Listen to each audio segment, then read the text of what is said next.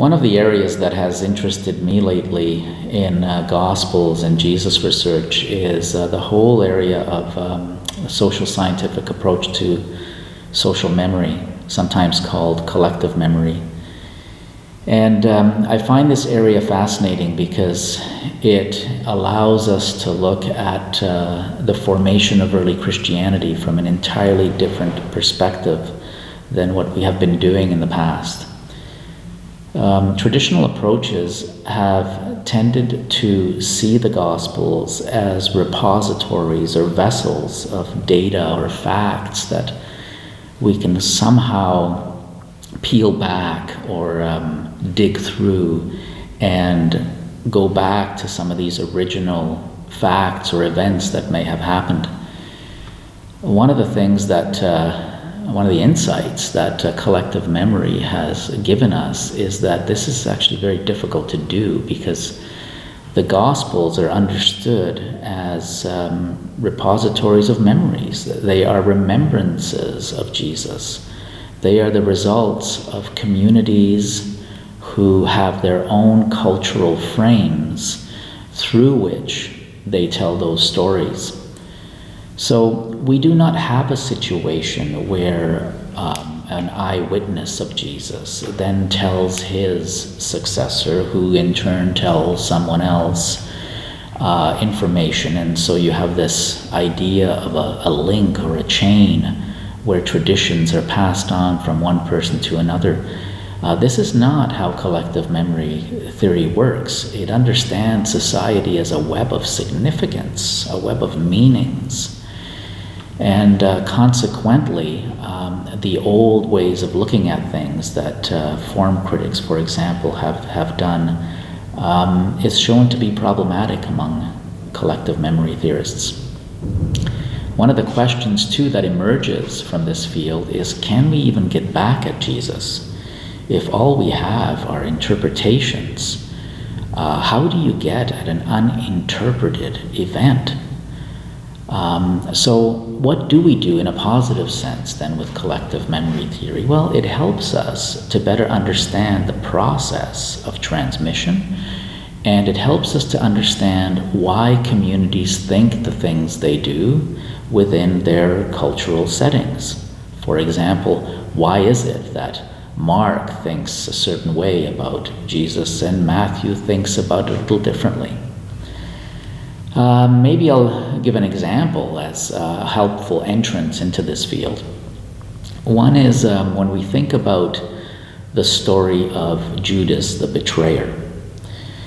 The oldest reference, or the earliest reference we have to Judas the betrayer is actually in 1 Corinthians in a passage about the Lord's Supper. The name Judas doesn't even appear. We simply have an expression where on the night that he was betrayed, he then had the supper with his disciples. And this is set roughly in, I would say, about 56, 57 CE.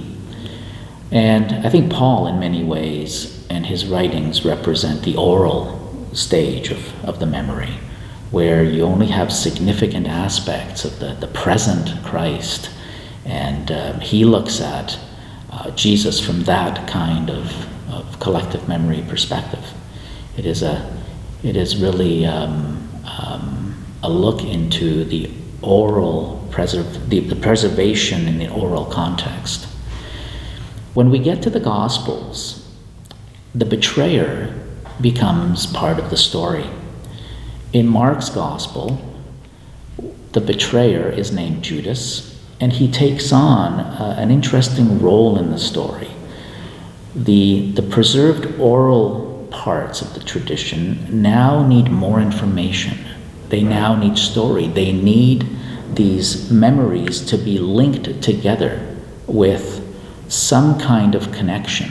Some call it fiction, some call it narrative aspects.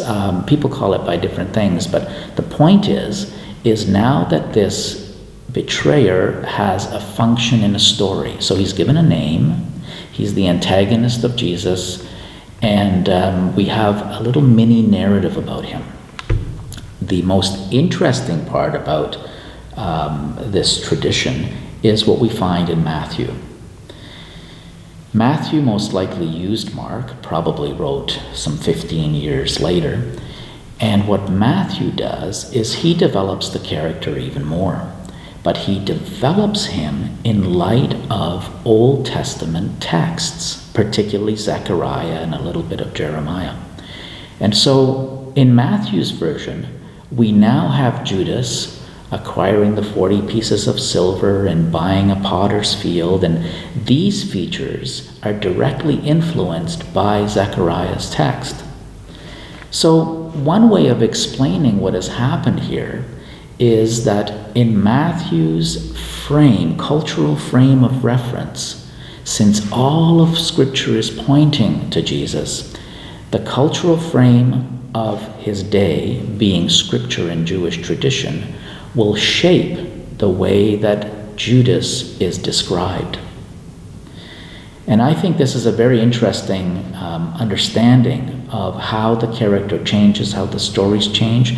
It doesn't deny redaction criticism. Redaction criticism is still a very important tool, but social memory theory will help us to understand the sociological process going on within Matthew's community that might enhance this character, might develop the stories and the narratives that differ from Mark.